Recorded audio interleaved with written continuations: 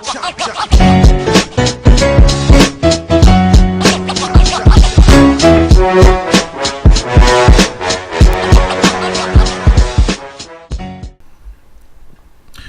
everyone to the House of More Politics.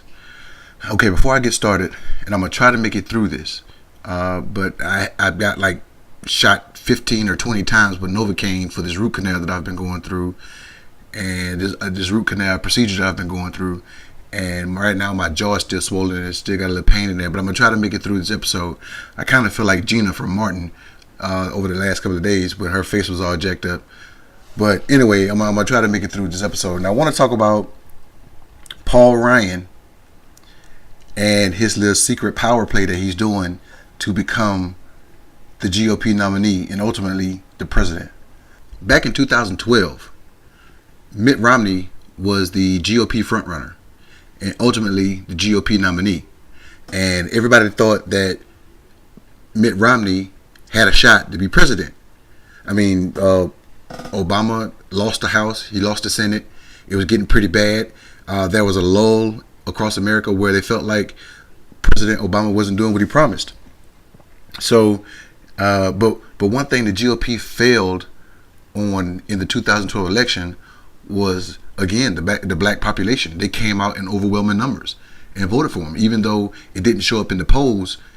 The black demographic came out strong in that election. That's how Obama won again for the second time. But right now, you know, Paul Ryan was this fiscal conservative who was just in the spotlight over the course of that season, and it was said that maybe he could run for president.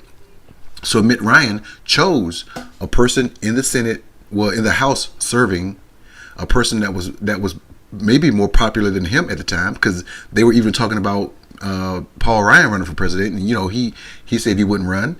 But again, he accepted he accepted the VP nomination, and I would think during that election time, Paul Ryan felt as if he should have been at the top of the ticket, but he took a back seat because it was okay to get into the White House as the VP and then ultimately make your bid for the presidency. So Paul Ryan is introduced by Mitt Romney, and everybody is in love and everybody is happy. But Paul Ryan is not happy. He wants the White House. Why would I say that Paul Ryan wants the White House? Why would I say that? Well, I would say that because you got to look at what happened when the House speakership was coming up. I guess there was a rumor around Washington that John Boehner, the previous Speaker of the House, wasn't going to stay on as Speaker of the House. He wasn't going to run for re-election or anything like that. And when a lot of contention was going on in the House and with conservatism in the Republican Party, they were getting fractured and frayed. And there were a couple of bills that got pushed through Congress that needed to get pushed through Congress. And everybody was just getting up in arms about John Boehner till he said, you know what, to hell with it, I'll just retire early. So he gave the GOP a little time to come up with a speaker before he left. And because the Republican Party was so fractured, they couldn't come up with anybody. So they decided to nominate Paul Ryan. And Paul Ryan was adamant about not running for the speakership. He would not do it because he saw what John Boehner had went through. So there was no way in hell he was going to go through the same thing with the fractured party. But it seems like all the Republican Party members rallied around Paul Ryan, and they were like, hey, we will vote for you on the first ballot in the House if you was to be our speaker. Please, Paul Ryan, be our speaker. So after much political play in the press, which is what he wanted the Republican Party kicking and screaming and begging on their hands and knees before he accepted his nomination. And the reason why I know that is because of the speech that he made, in which he had parameters that he set, in which he did not want to do certain things that previous speakers had done as far as working for the party and working for the House. Now the speakership, the Speaker of the House is third in line to the president. You got the president, the vice president, the Speaker of the House. So he's third in line to the presidency. Take a look at this video and it'll explain what I was talking about. First, we need to move from an opposition party to being a proposition party. Because we think the nation is on the wrong path, we have a duty to show the right one. Our next speaker has to be a visionary one. So, okay, you got his first condition: to make the Republican Party a visionary party. And the next speaker needs to be a visionary. He knows there's nobody else that wants the job, and he's going to take it. So he's setting himself up and saying, hey, I'm that visionary leader that the Republican Party and the Speaker of the House needs to be, and that America needs. Let's keep going. Second, we need to update our House rules so that everyone can be a more effective representative. This is, after all, the people's house. But we need to do this as a team. And it needs to include fixes that ensure that we do not experience constant leadership challenges and crises. Okay, what is his second condition talking about? His second condition is talking about how John Boehner left. John Boehner left because he was forced out. John Boehner left because he was ran out. John Boehner knew on this election for the speakership, he was not going to get it. He knew it. So John Boehner got out while he was still speaker, because John Boehner knew, for my legacy as Speaker of the House, I need to leave with an unblemished record, even though history is going to show that there was contention, and even though history is going to show that he did step down prior to the date that he wanted to really step down. He didn't want to put his name up for re-election and not get elected. He didn't want to lose that election. So Paul Ryan is saying, hey, let's change the rules so you don't force me out. Let's go to the third one. Third, we as a conference should unify now and not after a divisive speaker election. Choose me on the first ballot. That's what he's saying. I don't want to have to go up against any other Republican for this speakership. Now, the House of Representatives, can choose anyone in the world that's an American citizen to serve as Speaker of the House. They could have nominated me for Speaker of the House, but they don't normally do that. They normally get somebody that's in the party that's serving in the House right now. So he's saying unify now around me to avoid me having to put out campaign ads on, or campaign sound bites on any other Republican that's serving right now. So unify and bring me in on the first ballot. And the last point is personal. I cannot and I will not give up my family time. I may not be on the road as often as previous speakers, but I pledge to try and make up for it with more time communicating our vision, our message. As the Speaker of the House, you're like the de facto leader. You're not just third in line to the presidency. You're pretty much the leader of the party in terms of setting the agenda for the House, the people's House.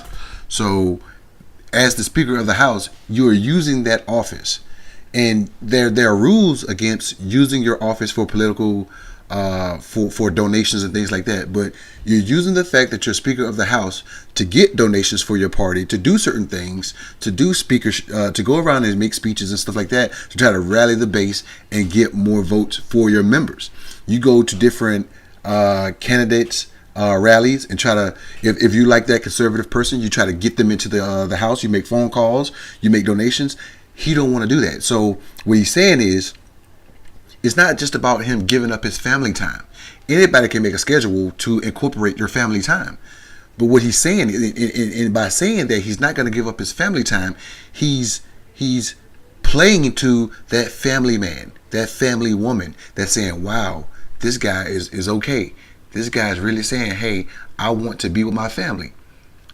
And that could be commendable, but he's doing it for a political purpose. Let's keep going.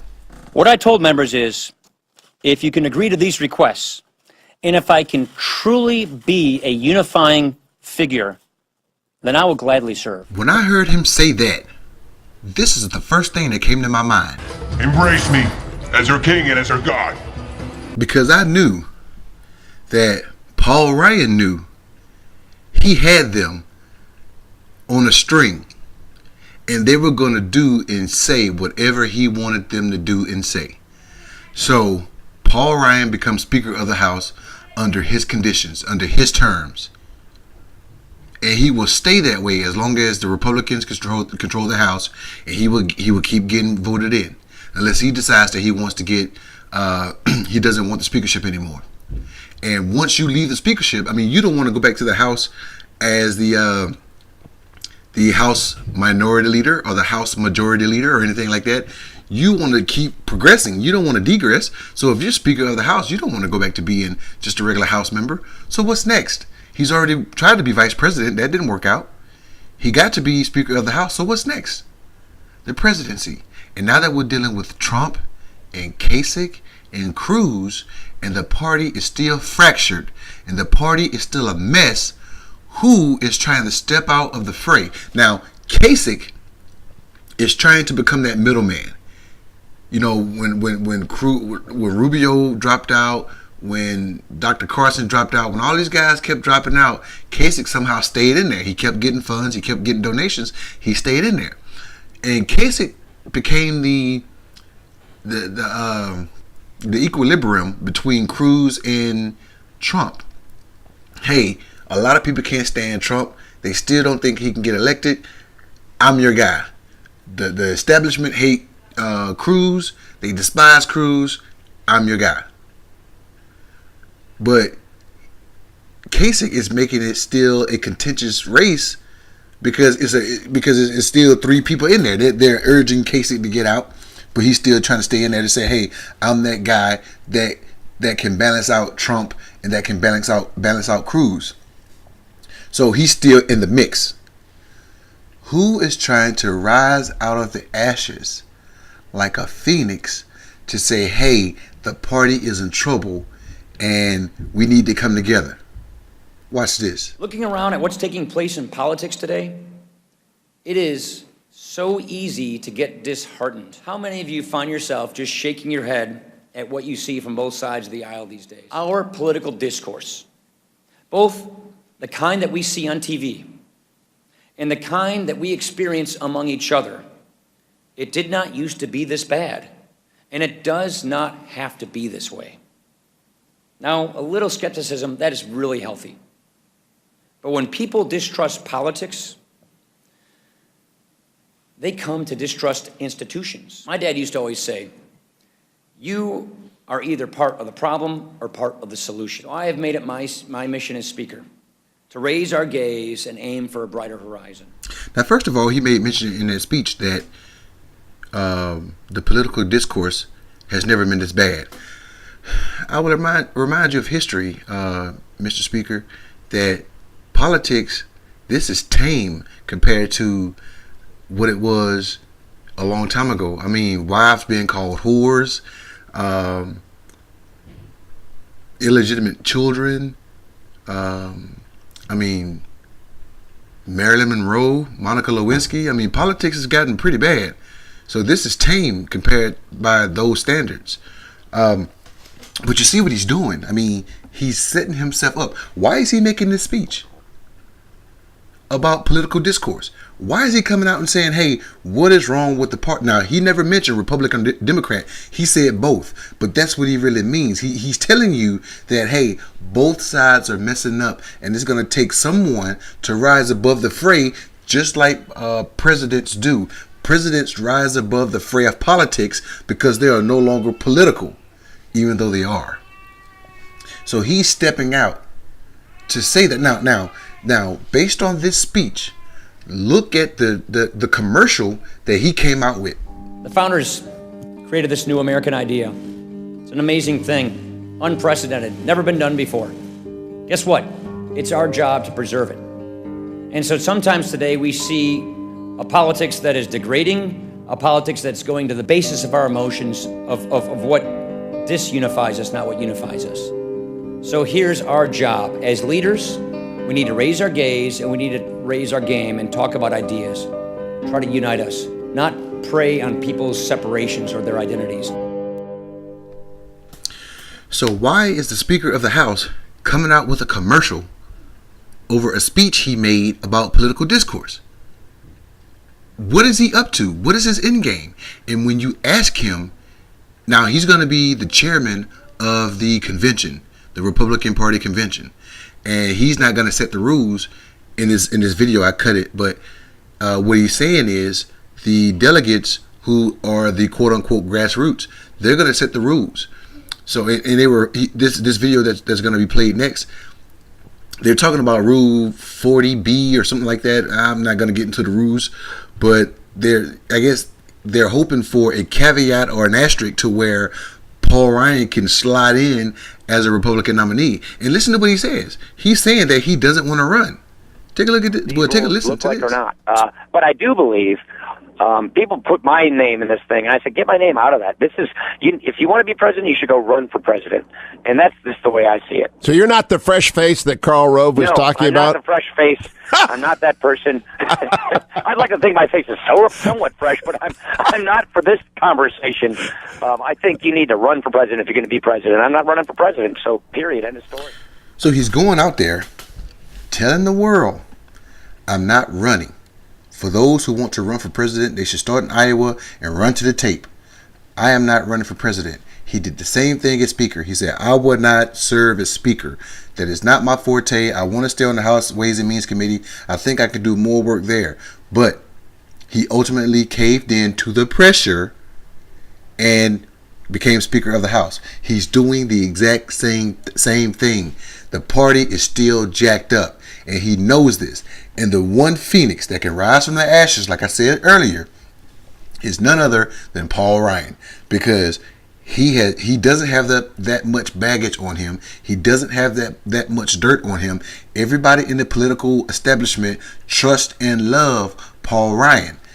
Even some Democrats got some respect for Paul Ryan. So why not put him in the forefront and make him and let him succumb to the pressure again to run for president? Now, he's not going to run, even though he's running. He's not going to go out and get the delegates. He's the president of the convention. So he's going to sit back, let the mess keep going on.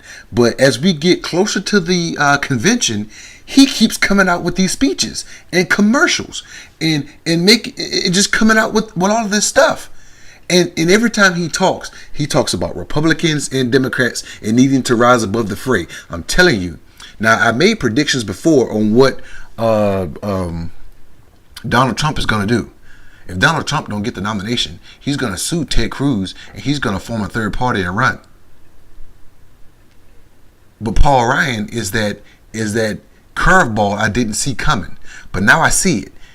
Paul Ryan is going to step in. Now, if Ted Cruz gets the nomination, I wonder who he's going to select as his vice president. I'm pretty sure Paul Ryan don't want to do that again. But if for some reason Ted Cruz, who is hated by the establishment, if Ted Cruz does not get the nomination and Donald Trump does not get the nomination, to hell with Casey, because he's never going to get it. If Paul Ryan steps in and get that nomination, that's what he wants, and he thinks he can beat Hillary Clinton. So Kasich is trying to be that phoenix, but Paul Ryan is coming up behind him and saying, hey, I'm going to do it. So I'm telling you guys, I can see it coming. Just keep watching it. I want to talk about so much more stuff, but I got a lot going on right now in my personal life. We're about to make this big transition, and I'll tell you about that later on as we get closer to that transition. But in the meantime, I'm gonna try to do these videos once a week, or if I see something going on that really need to be talked about, I'll stop what I'm doing and I'll try to put out a video. Hey, subscribe to the channel, tell your friends about it. Leave me some comments, give me some thumbs up or some thumbs downs. Let me know what I need to talk about. Let me know what you guys want to talk about. Hey, like I said, stick to the TVs, stay watching the news, stay watching this channel, and until next time.